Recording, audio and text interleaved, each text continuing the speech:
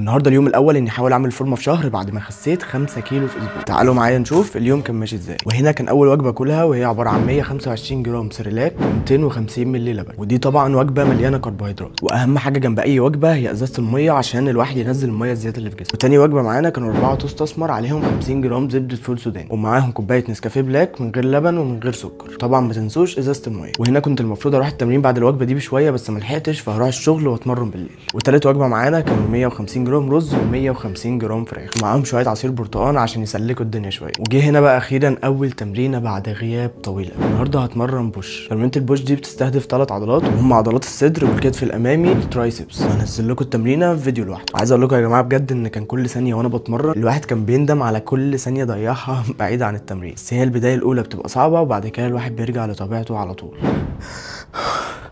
وكده نكون خلصنا اول تمرينه بعد غياب طويل والبامب موت. وهنا كانت اخر وجبه بعد التمرين وهي عباره عن زبادي يوناني و150 جرام فراخ. اخيرا اليوم خلص. تفتكروا هقدر اعمل فورمه في شهر ولا لا؟ واخر حاجه طبعا ما تنسوش ان التفاصيل بتفرق.